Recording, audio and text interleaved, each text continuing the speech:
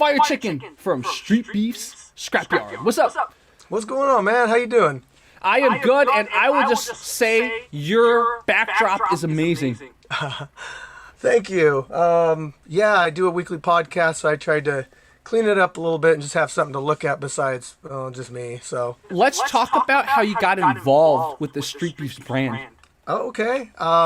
So as people may or may not know, Streetbeefs is the biggest backyard fight organization probably in the world due to YouTube and the reach that they have into different countries and everything. Now, the way that I got involved with Streetbeefs was back in, I would say, 2015, 2016. I came across their Facebook group after watching some of their videos on YouTube. I joined their group. They're all the way in the East Coast, Virginia. I'm over here in the West Coast. So it was kind of a dream, like, man, I would love to go fight at Street Beef someday.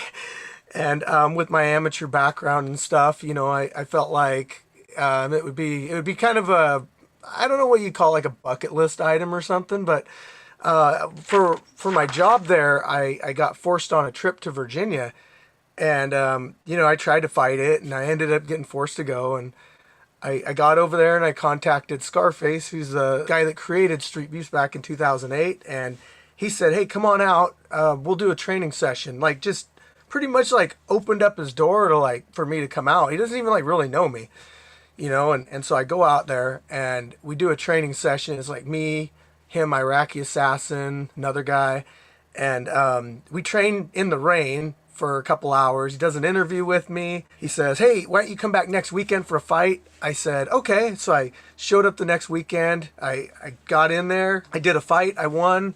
I came back a month later. I did another fight. I won. And then my trip was over. I had to go back to Washington State. And I get back here. My boxing coach is like, hey, you know, why don't we build a ring in your yard that we can practice in, you know? Because we were always meeting up, you know, on the weekends and after work and stuff. And so I constructed this like rinky-dink 4-post ring in my yard with these bungee cords basically and like pipe insulation around them. And it was totally not a functional ring. They were just meant to be like, okay, you need to move back to the center.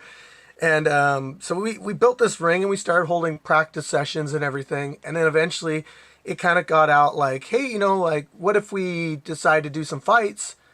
We looked into the local laws, like, okay, it's legal. And then one of the guys that ran the other branches contacted Scarface and said, hey, why don't you let this guy be a branch of Street Beef, since he's already got a ring, people involved with it, the laws and everything. And Scarface was down, which is surprising because there haven't been very many branches of Street Beefs in history.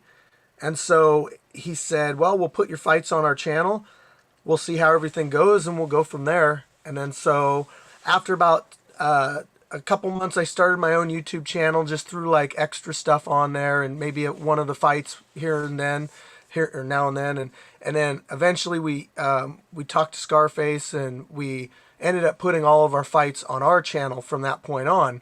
And so we started growing Streetbeefs Scrapyard, the YouTube channel. That's when it really got serious on YouTube. That's how I got involved with Street Beefs, and you know, we've you know, been together ever since. Yeah. I think it's extra neat because Washington State, from my understanding, is a mutual combat law state, right? So it was worked out perfectly that you were based there. Yeah, it's almost like it was meant to be. Yeah. So were you always in Washington State? Pretty much. Growing up, I lived in a couple different places. Alaska for a year, but I'd say everything 99.9% has been Washington State. Let's talk about the Streetbeefs Scrapyard. First of all, you guys edit very well, right? And then you guys have that GoPro, so I can already see there's two things that's different about you guys. What else makes you guys different? Oh man, so like the environment for one, you know, you mentioned Washington State, and we just have a green backdrop with rain. There's also our cage is built differently than all the other cages. We use turf, which is artificial grass as the flooring. The camera and the editing is different. Basically, So I do all that stuff. I do all the editing myself, and I do all the filming myself. But if I get a good idea, or if I see something that interests me, I might try to find a way to make it work in the scrapyard. It doesn't necessarily have to be anything fight related. It's just got to be something that, hey, let's see how that would work. Because ultimately, this is my platform, and if I want to experiment with it, I can. Some things work out really well, and some things, they were a good idea. But what was your training / what was your day job before Scrapyard? So I work at a Navy facility, so Puget Sound Naval Shipyard. 12 years, roughly. Went to school, got a couple degrees for welding. That's what that is. So I bet that helped build the ring and stuff like that, right? Like the welding experience. It didn't actually. Like the way that our ring was constructed was we had a sponsor with us, and he had access or knew how to build things, and we didn't need actually any welding. We posted, 6 posts cemented 4 feet into the ground, and then we built the paneling all the way around, and we tied it all together with bolts, and it just stays together. It holds up anytime anybody smashes into it. Let's talk more about the league, and probably the most interested people are about the fighters, right? Tell me about the fighter selection process, the matchmaking. So the way that works is I put it out online. I say, sign up, show up, get matched up, fight. So there's a sign up post on our Facebook group I put out every month after the previous event ends, and fighters can go in there and they can put their information, their fight name, their weight, their height. They have a five number experience level that I kind of put people into categories so I can match them up, type of match that they want. And I tell everyone, like, hey, message me a couple days before the fights for the address. That shows that they're serious, that they're going to actually show up. And make sure you guys read all the rules, because we do have a lot of rules. And then fight day comes along, they show up. They get on the scale, they measure their reach, they sign the waivers, they put all their information down. All the waivers go into a pile. I've got my team, Mr. Top Knocker, Derek Gimp, the referee. We all get together and they pretty much do the matchmaking, and I'm the final say-so on anything. Because there's been some where I'm like, don't do that. I know it looks good on paper, but I know who that is, and they might their number that they put down might be a little off. So we'll go ahead and run this person against this person, because we want to try to make the most fair match as possible. I know people watch and they see knockouts and they see one guy getting beat, but at the end of the day, it is a fight, and we never intentionally put people together because we think that like it's going to get a lot of views. Well, in the sense that getting knocked out in that, because fighter safety is the most important thing to me because of, liability reasons and everything. I just want to give these guys an opportunity to get seen by a lot of people, make their presence known, and help accommodate them for whatever their destination is.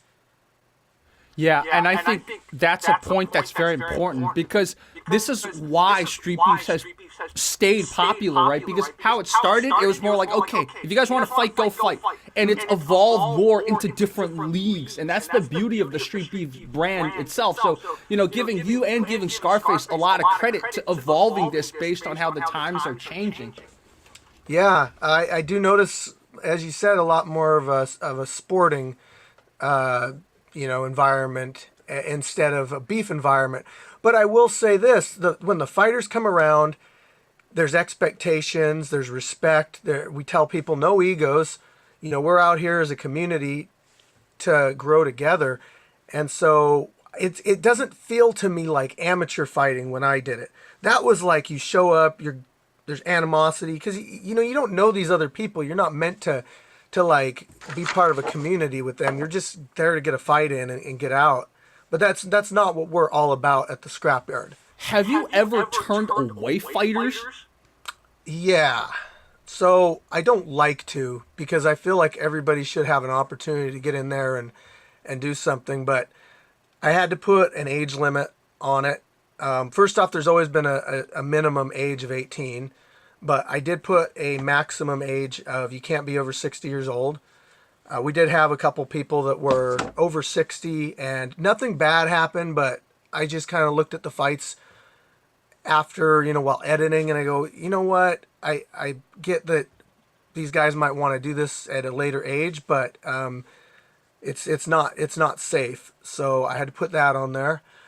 Medical conditions. I did have a fighter a while back. He was dead set on boxing, and people got a hold of me and said, don't let him box. He's got this wrong with him and this wrong with him. And I told him, I said, I'm going to need to see something from a doctor that says you are cleared to participate. And the doctor would not clear him, but the doctor said you can do wrestling. So we did these submission grappling, these Brazilian Jiu-Jitsu matches with him. And he'd never been in any combat sports or anything like that. We kind of let him work, I edited his videos like I edited everybody else's videos. Really gave him like that spotlight, give him, just something that he could participate in and be part of. And I feel like, that helped him out a lot because he never would have been able to accomplish that feeling if he would have went and tried to get into amateurs or anything. They would have just turned him away. Yeah, it reminds me, so the one league, I'm not say which league, but they one time had like a 20-year-old woman versus a 74-year-old woman, and it just looks so cringe, right? Like, Yeah. I'm glad the 70-year-old woman fought, but man, you're fighting Granny. Right. Yeah. That's a real tough one for, because a lot of times people are really adamant about wanting to fight. It doesn't matter what their age. They could be somebody that's in their 60s and they just, recently I've been having a guy contact me who's 67 and he has been I've told him over and over again, I can't do it. I can't do it. And he's really wanting to get in there. I can't give into it because then if something bad happens and, yeah, sometimes they feel like they got to do it and it's hard to say no.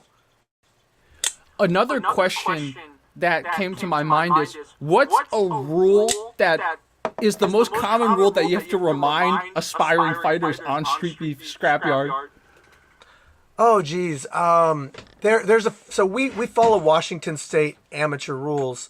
Now this is in regards to the fighting and not the community. I'll get into community rules that we kind of have, but the fighting rules are amateur rules in Washington State, and I'm pretty sure it's all across the board with amateurs. But we don't allow elbows to the head. We don't allow knees to the head. We don't allow twisting foot locks like heel hooks. We don't twisting spine locks. You're not allowed to pick somebody up and dump them directly on their head.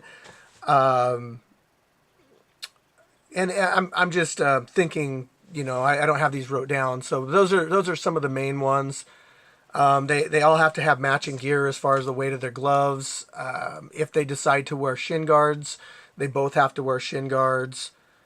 But yeah, it's the ones that are probably the broken the most. I would say like a back of the head shot. Those happen a lot, and they're really tough to call because they happen just so quick. And we give them a warning. And then we got to take a point away or break it up or do something after that. Sometimes people are instinctively wanting to throw knees to the head, and we have to remind them that I know that you've been training this, but we don't allow that. Elbows depends on, like you saw the Wing Chun guy the other day. He was trying to throw elbows, so that was a tough one to try to tell him not to because he was conditioned to do that. For the Facebook group, we're big on respect. Okay, so if you say something very disrespectful to a person, depending on the level of severity, I could kick somebody from the group depending on your past in the group and everything. Training videos is another thing. If somebody posts a training video in our group, it's expected that they're supposed to get positive encouragement or just keep your mouth shut. If you don't got nothing nice to say, don't say anything at all, because everybody is at different levels and we want to encourage people to progress, get professional training and make themselves better. And if you put them down right away, they're going to get discouraged and never want to advance. Yeah, that's so important. I love that rule because it's hard to build up any skill, right? So you don't ever want to discourage someone in the really beginning. Like, of course they're not going to be good. That's the point of building up a skill. Now, as you know with my channel, I do have problems with people calling themselves masters or instructors when they're fucking beginners, and that's the only fuck I'm going to use in this talk. That pisses me off. But if it's just someone who's training who was like, hey, check out, I'm training, encourage them. Right. Yeah. And the name master, as far as martial arts goes, I'll just say this. Sometimes some people might put out a video and might slide a word like that in there, because it gets people to watch it. They're like, well, and the funny thing is, so I put out that Wing Chun video and I put on their master, whatever. And I mean, I know he's probably looking at it like rolling his eyes, like, I'm like, why would you put that? But it's gotten so, and that word itself might have got put into the YouTube algorithm and is the reason why so many people are watching it. And the funny thing is, all these people are complaining about being a master. They don't even know what Wing Chun is.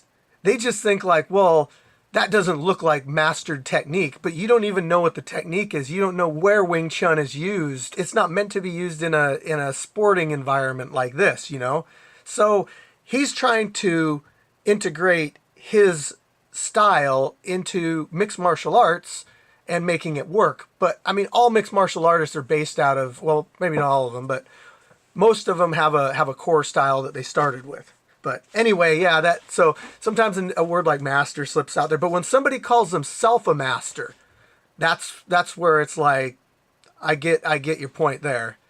Yeah. And just so you know, for everyone watching, by the time this talk comes out, my coverage of Shoutout is going to be out. I'm very impressed with him. So, yeah, I love that guy. And I'm so glad you put him out there. Yeah, I'm so happy. Like, I'm so happy he stepped up. I call him the Chilala of America. Yeah.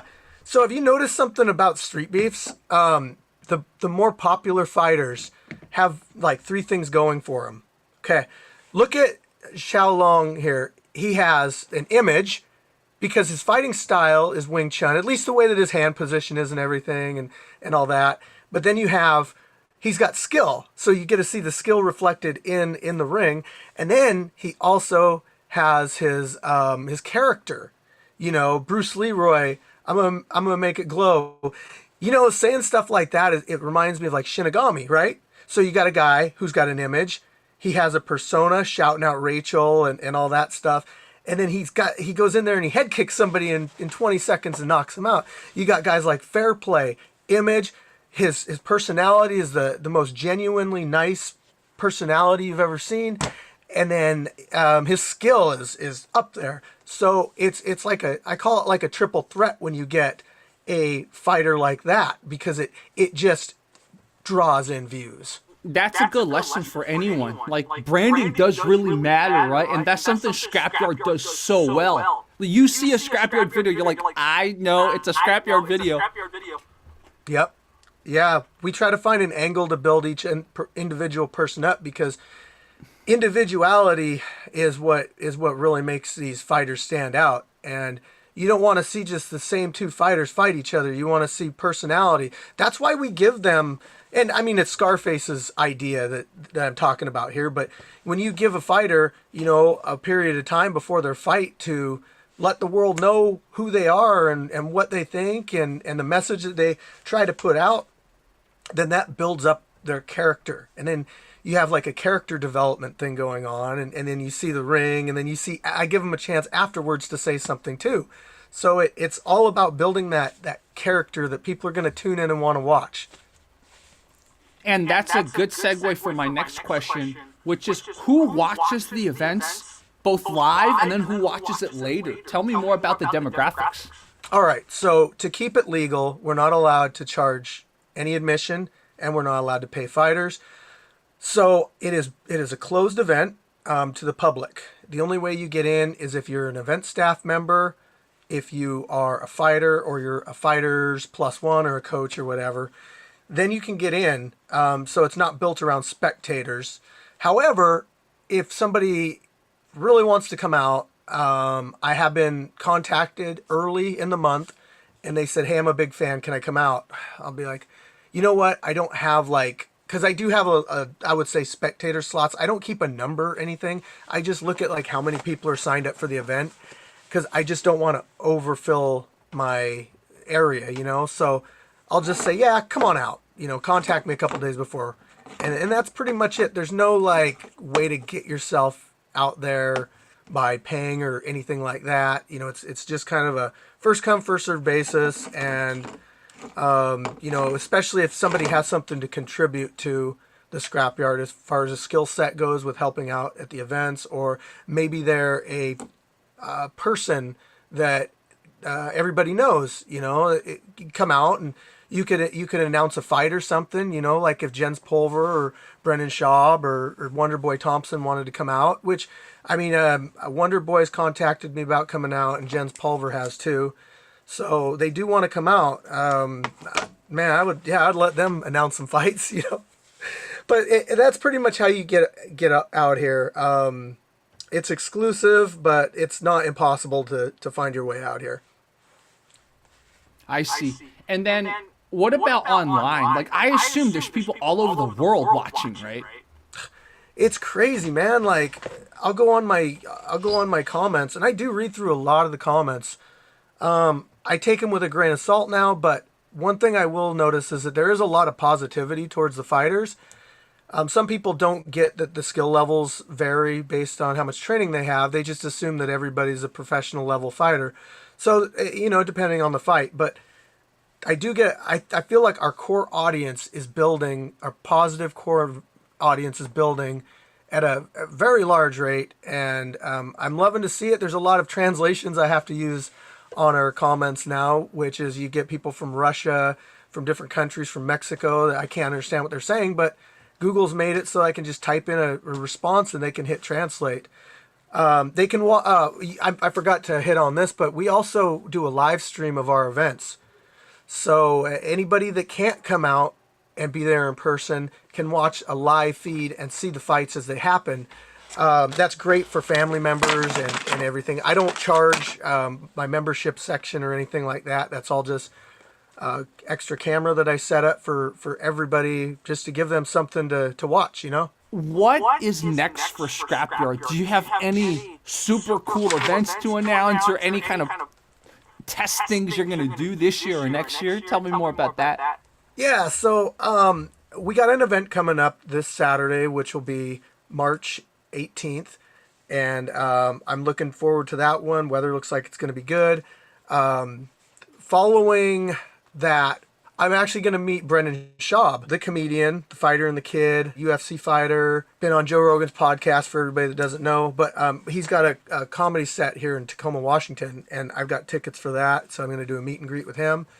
The following day, we're headed down to Arizona for Streetbeefs West Coast big event. So I got a whole team of guys, Viking Warrior, Crazy Legs, Scorpio, Maliko Goon. We're all going down there, and we're going to stay for a couple days, and we're just going to have a great time being in one of the other branches of Street Beefs that I've never been to. So I'll officially have been to Texas, but I haven't been to that one. So I mean, I've been to most of them. Other than that, we just throw an event every month, usually towards the end of the month, around the 20th. I intend on I want to spend more time doing as much as I can for the Scrapyard, whether it's editing shorts, doing lives, collaborating with people. That's one thing that I really would like to do more of, but it is hard with our niche of of YouTube videos. You got to pick people that are either combat sports or Demetrius Mighty Mouse Johnson. He's been doing a lot of breakdowns of our videos. I would say he's probably done close to 10 of them by now. He always credits us. He's already noticing people that stick out to him. He goes over their skill set, what they could do different. But that's a form of collaboration. But yeah, and then just building my audience more, perfecting my craft. As I said, I do all the video editing myself. I want to get even better at that and just improving. are you trained as an editor, or did you have to figure all of that out as you went? I learned out of necessity because, so I've always been into some sort of editing, whether it's video editing, picture editing. I have taken classes on certain things, but not specifically for video editing, the type that I'm doing now. It's funny, I got into this whole thing when I started editing my own videos, and they were pretty simple. Like, I would put a graphic in there and it would say a name on it, and then I started to think, well, what if I faded that in, you know, or, well, this one blends with the colors better or pops better. What about a transition here? What about a clock timer with 10 seconds left on it?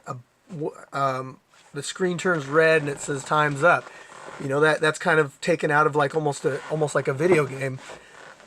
So the slow motion thing, that's another thing. Trying stuff out, seeing if it takes, seeing what my fans, because we make videos for the fans, and then we put the stuff on YouTube and everybody watches for free, and they're not going to watch if it's not good. So I will listen to my audience and see what they want or what I can change, and I will consider it. Another thing, talking to you, it sounds like a direction the entire Street Beefs franchise is headed to is there's probably going to be like an ultimate showdown between all the branches, right? There's going to be almost like a playoffs and then like an all-star fight. Maybe there's going to be like a complete Street Beefs champion or something. So I should have hit on that when I said the 25th, because down in Arizona, that's what that is kind of.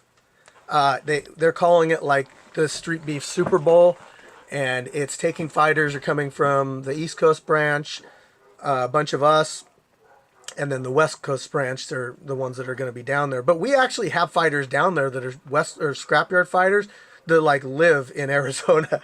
So we'll probably have like 3 of our guys that are just going to, you know, roll up and party with us and hang out and do the fights and represent the Scrapyard. But yeah, the 25th, Street Beefs West Coast is going to be their Super Bowl. You're going to see some big names like Fair Play, Viking Warrior, Maliko Goon, Crazy Legs, 619. Yeah, I can't think off the top of my head. Scarface's son will be fighting Man in the Mirror. So that's, yeah, just tune in for that one. Definitely. And probably right after you and I finish this talk, I'm just going to edit it a little and then put it up so that way like people can see it on Fight Commentary chats. So like everyone knows the dates and everything. So I think we should definitely do, like, let's do talks every month or something like that. Love to kind of keep catching up. And, you know, it's really fun talking to you. I can tell, like, we vibe. Yeah, I could also get you on my weekly podcast sometime, Kicking It With Chicken. That's bringing on people. And as I talked about collaborating earlier and expanding and bringing on new guests and everything, I just put that podcast together to be able to relate to my audience. But bringing people on that are part of different podcasts or different channels, it helps push my audience towards you and vice versa. I mean, I do that a little bit with a couple different people, and I have fans come from different YouTube channels that I watch, and collaboration's always good. So yeah, I'm definitely down for that. Yeah, exactly. So for viewers, stay tuned. There's going to be a lot of whatever you call it, cross-pollination. Let's call it that. Cool. Everyone, this was Firechicken. And Street Beefs Scrapyard. He'll be back very soon. Thanks, everybody.